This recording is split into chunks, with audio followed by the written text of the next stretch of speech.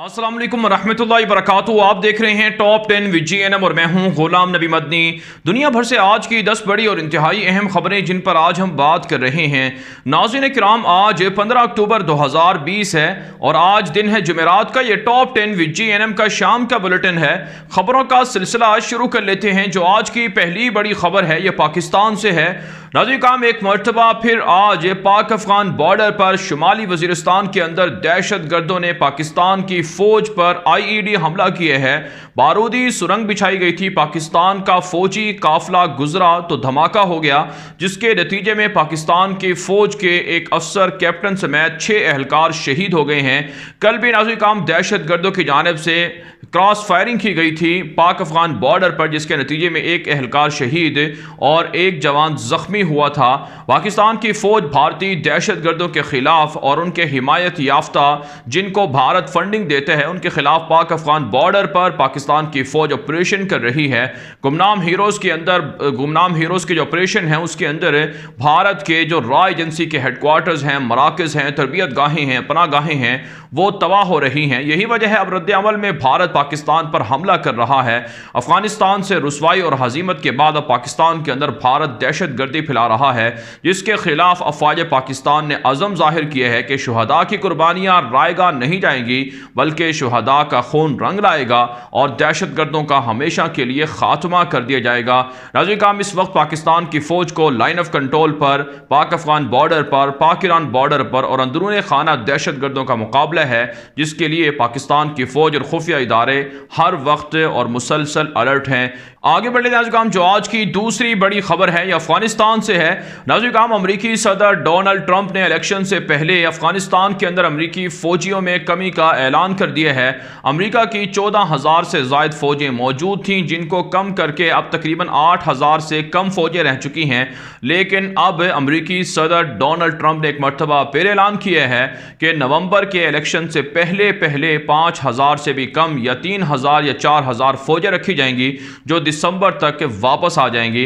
और इस वक्त नाज़रीन किराम हमारी इत्तलात ये हैं कि 400 से ज़ायद फौजी छावनियाँ अफगानिस्तान के अंदर अमरीका ने बंद कर दी हैं, जिनमें बड़े बड़े फौजी अड्डे भी शामिल हैं। अमरीकी फौजियों का इनखिला जारी है, जबकि पेंटागन और ट्रंप इंतजामिया के दरमियान शदीद इख्तलाफात हैं। अमरीकी सदर डोनाल्ड ट्रंप इससे पहले जो ऐलान कर चुके हैं उसकी मुखालफत अमरीका के आर्मी चीफ भी कर चुके हैं कि कंडीशंस देख कर ही फौज को निकाला जाएगा।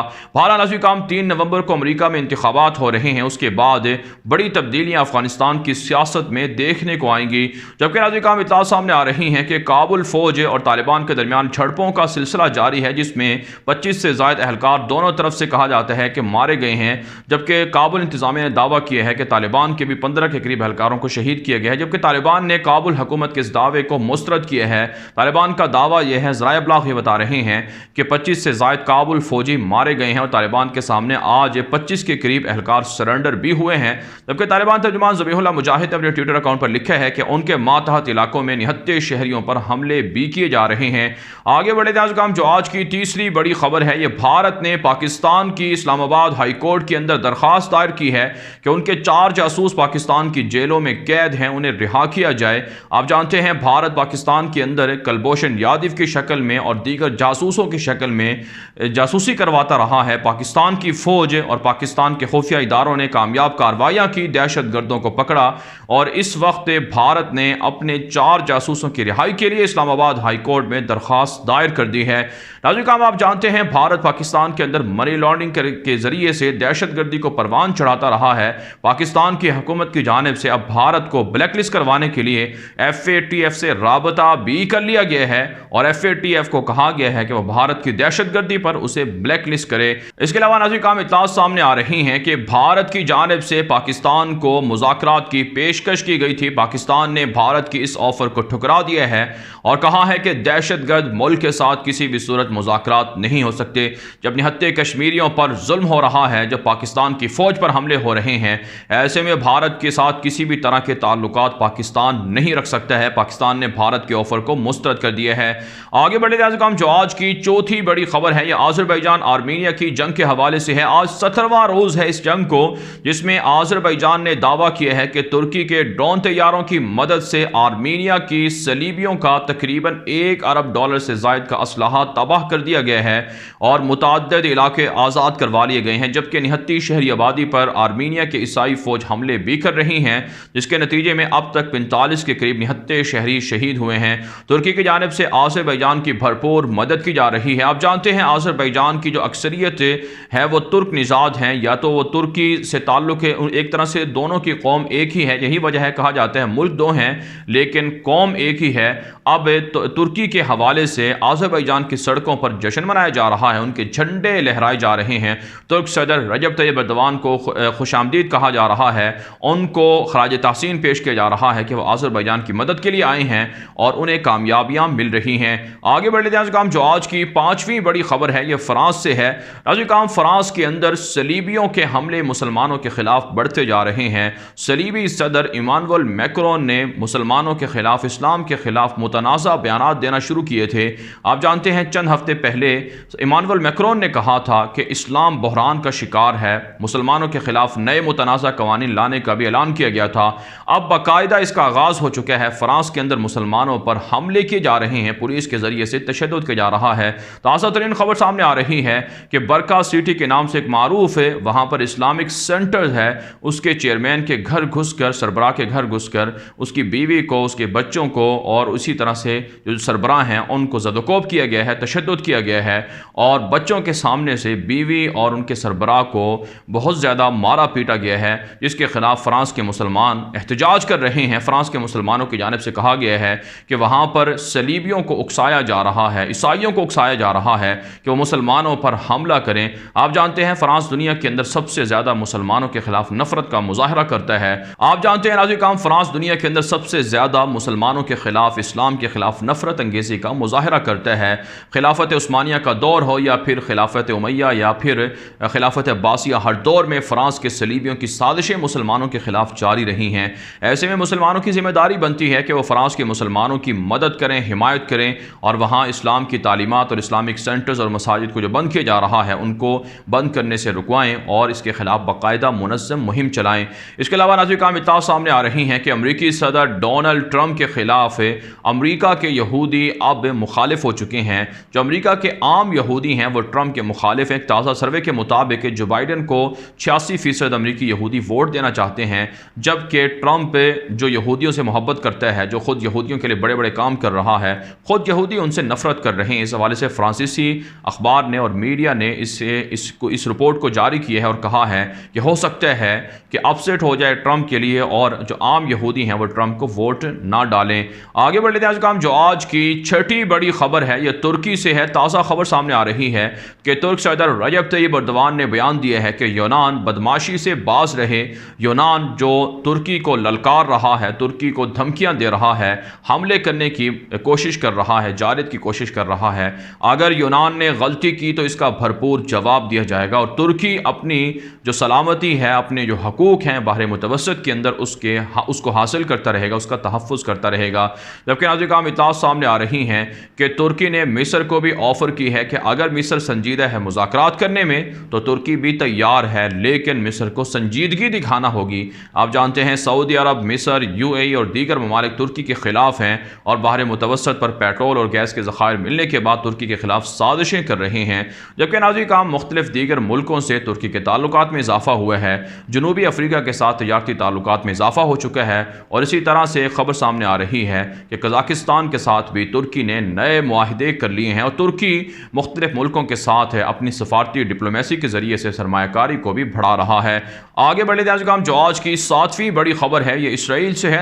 اسرائیلی وزیر خارجہ نے دعویٰ کیا ہے کہ آئندہ ہفتے متحدہ عرب امارات سے مزید نئے معاہدے ہوں گے، اور اماراتی وفد، اعلیٰ سطحی اماراتی وفد اگلے ہفتے اسرائیل کا دورہ کر رہا ہے، جس میں بڑے پیمانے پر معاہدے کیے جائیں گے۔ آپ جانتے ہیں ناظرین UAE اور اسرائیل کے درمیان جب سے ڈیل ہوئی ہے تب سے دونوں ملکوں کے رابطے بڑھ رہے ہیں، تجارتی تعلقات میں اضافہ ہوا ہے، اور سائبر سیکیورٹی اور دیگر بڑے معاملات میں بڑے بڑے معاہدے ہو چکے ہیں۔ اور دی گارڈین نے آج ایک رپورٹ بھی چھاپی ہے جس میں کہا گیا ہے کہ امن و سلامتی کے لیے UAE نے اسرائیل کے ساتھ دوستی نہیں کی ہے، بلکہ یہ دوستی محض تجارتی تعلقات بڑھانے کے لیے کی ہے، اور اسرائیل کے یہودی UAE، سعودی عرب اور دیگر عرب ملکوں کے جو وسائل ہیں ان پر قبضہ قبضہ کرنے جا رہے ہیں، جبکہ نیتن یاہو نے ایک بیان دیا ہے اور کہا ہے کہ یو اے ای اور اسرائیل کے درمیان جو ڈیل ہوئی ہے اس میں کوئی سیکرٹس نہیں ہیں، اس میں کوئی راز نہیں ہے، سب چیزیں واضح کر دی گئی ہیں، جبکہ ہماری اطلاعات یہ ہیں کہ جو ڈیل ہوئی ہے اس میں بہت سی چیزیں ابھی بھی راز میں ہیں، جن میں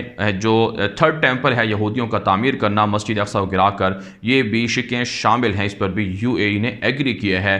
جبکہ ناظرین کام اطلاعات سامنے آ رہی ہیں کہ جو اسرائیل کی پارلیمنٹ ہے اس میں جو عرب اسرائیلی یہودی ہیں انہوں نے یو اے ای اور اسرائیل کے ڈیل کے خلاف ووٹ دینے کا اعلان کیا ہے۔ 15 کے قریب رکن ہیں، 120 کے قریب کل تعداد ہے اسرائیلی پارلیمنٹ کی، اس میں 15 کے قریب اسرائیلی یہودی ہیں، انہوں نے کہا ہے کہ وہ یو اے ای اور اسرائیل کی ڈیل کے خلاف ووٹ دیں گے۔ آگے بڑھتے ہیں جو آج کی 8ویں بڑی خبر ہے یہ سعودی عرب اور شام کے تعلقات کے حوالے سے ہے۔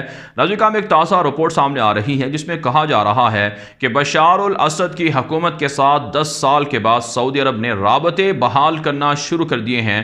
سعودی عرب کے شام کے ساتھ تعلقات نہیں ہیں کیونکہ شام کے نہتے لوگوں پر بشار الاسد حملے کر رہا ہے اور تشدد کر رہا ہے، اس لیے سعودی عرب نے اور دیگر عرب ریاستوں نے بشار کے ساتھ تعلقات ختم کر لیے تھے۔ لیکن ایسے کام اب اطلاعات سامنے آ رہی ہیں کہ سعودی عرب متحدہ عرب امارات کے ساتھ ساتھ اب بشار الاسد کے ساتھ تعلقات قائم کر رہا ہے۔ اس کے لیے اردن، یو اے ای اور سعودی عرب کے درمیان باقاعدہ اور شام کے ساتھ مل کر فائبر آپٹیکل بچھائی جا رہی ہے جس کے ذریعے سے تعلقات کو بحال کیا جا رہا ہے۔ بہت سے ماہرین نے یہ رپورٹ بھی دی ہے اور یہ تجزیہ بھی کیا ہے کہ چونکہ ترکی کے خلاف اس وقت عرب متحد ہو چکے ہیں، لہٰذا سعودی عرب، یو اے ای اور دیگر عرب ریاستیں اب ترکی کو گھیرنے کے لیے ایران کے ساتھ بھی تعلقات بڑھا رہی ہیں اور شام کے ساتھ بھی تعلقات بڑھا رہی ہیں۔ جبکہ ناظرین آپ جانتے ہیں بشار الاسد درندے نے جتنا ظلم نہتے شامیوں پر کیا ہے شاید ہی دنیا کے اندر کوئی بھی ملک اس کو تسلیم کرے یا اس کے ساتھ تعلقات بنائیں، لیکن پھر بھی سعودی عرب شام کے ساتھ تعلقات کو بحال کر رہا ہے۔ آگے بڑھے جو آج کی 9ویں بڑی خبر ہے یہ شام سے، یمن سے، لیبیا سے ہے۔ تازہ خبر سامنے آ رہی ہے، ہیومن رائٹس واچ کی جانب سے رپورٹ جاری کی گئی ہے کہ بشار الاسد کی فوجوں نے، روسی فوجوں نے ادلب کے اندر بمباری کی ہے اور انسانی حقوق کی دھجیاں اڑا دی ہیں اور تقریباً 14 لاکھ سے زائد لوگوں کو ہجرت پر منتشر کیا گیا ہے، ہجرت پر مجبور کیا گیا ہے اور انہیں منتشر کیا گیا ہے اور اس وقت بھی ان کے حملے جاری ہیں۔ اس کے مقابلے میں ترکی کی جانب سے گزشتہ 4-5 سالوں کے دوران 4.5 لاکھ سے زائد شامی مہاجرین کو ان کے گھروں کے اندر واپس پہنچا دیا گیا ہے اور ان کو پرامن طریقے سے گھر بھی بنا کر دیے گئے ہیں اور پرامن طریقے سے شہروں کو اور گھروں کو، گاؤں دیہاتوں کو آباد کر کے دیا گیا ہے۔ جبکہ ناظرین کام یمن سے خبر یہ ہے کہ حوثیوں کے درمیان اور حکومت کے درمیان قیدیوں کا تبادلہ ہوا ہے اور 200 کے قریب جو حوثی قیدی ہیں جن میں سوڈان کے جو بھرے ہوئے جنگجو تھے وہ بھی ان کو بھی رہا کروا دیا گیا ہے اور حوثیوں نے بھی یمن کے قیدیوں کو رہا کیا ہے۔ جبکہ لیبیا سے خبر یہ ہے کہ باغی ہفتر کے جنگی جرائم واضح ہو رہے ہیں اور کئی اجتماعی قبریں دریافت ہوئی ہیں جن سے واضح ہوتا ہے کہ باغی ہفتر انتہائی درندگی سے لیبیا کی عوام کو قتل کرتا رہا ہے۔ آگے بڑھے جو آج کی 10ویں بڑی خبر ہے یہ کرغستان سے اور برطانیہ سے اور چین سے ہے۔ تازہ اطلاع سامنے آ رہی ہیں کہ کرغستان کے صدر نے احتجاج کے بعد استعفیٰ دے دیا ہے۔ ان پر الزام تھا کہ پارلیمان انتخابات میں انہوں نے دھاندلی کی ہے جس کے بعد 10 روز تک مظاہرے جاری رہے، پولیس اور مظاہرین میں جھڑپیں بھی ہوئیں، لیکن اب کرغستان کے صدر نے کہا ہے کہ وہ خون خرابے سے بچنے کے لیے استعفیٰ دے رہے ہیں۔ جبکہ آپ جانتے ہیں بیلاروس کے اندر، انڈونیشیا کے اندر اور دیگر بڑے بڑے ملکوں میں مظاہرے جاری ہیں، حکومتوں سے استعفے کا مطالبہ کیا جا رہا ہے۔ اس کے علاوہ برطانیہ سے خبر سامنے آ رہی ہے کہ برطانیہ اور یورپی یونین کے درمیان اختلافات شدید ہو چکے ہیں۔ بریگزٹ ڈیل پر یورپی یونین برطانیہ کو علیحدہ نہیں کرنا چاہتا ہے اور برطانیہ کے جو حصے ہیں وہ انہیں نہیں ادا کرنا چاہتے ہیں، جس کی وجہ سے اختلافات اب بڑھتے جا رہے ہیں۔ جبکہ چائنا سے خبر سامنے آ رہی ہے کہ تبت جو چائنا کا ایک حصہ ہے جس پر خود مختار حصہ قرار دیا جاتا ہے، کہا جاتا ہے کہ چائنا وہاں پر برین واشنگ کر رہا ہے، لوگوں کو مختلف فنون سکھانے کے نام پر ان کی ذہن سازی کی جا رہی ہے، جبکہ چائنا نے اس الزام کو رد کیا ہے۔ آپ جانتے ہیں تبت کی سرحدوں سے متصل چائنا نے اپنی فوجوں کو زیادہ بڑھایا ہے، اس کی وجہ یہ ہے کہ بھارت کے ساتھ چین کی اس وقت لڑائی ہے اور بھارت کی 7 مشرقی ریاستوں پر چائنا قبضہ کرنا چاہتا ہے، اسی لیے کہا جاتا ہے مختلف سرحدی علاقوں کے اندر چین کا اثر و رسوخ بڑھ رہا ہے، یہاں تک کہ جو کمیونزم سسٹم ہے اس کو بھی بڑھانے کے لیے چائنیز جو حکومت ہے یا ملٹری ہے بڑے پیمانے پر کام کر رہی ہے۔ چائنا نے ان الزامات کو مسترد کیے ہے۔ بہرحال کام دنیا بھر سے تھی آج کی 10 بڑی خبریں۔ ان خبروں کے حوالے سے آپ کی کیا رائے ہے؟ اپنی رائے کامنٹ کے ذریعے سے ضرور ہم تک پہنچائیں۔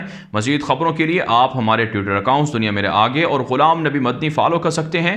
آج کے لیے اتنا ہی، اجازت دیجیے، اللہ حافظ۔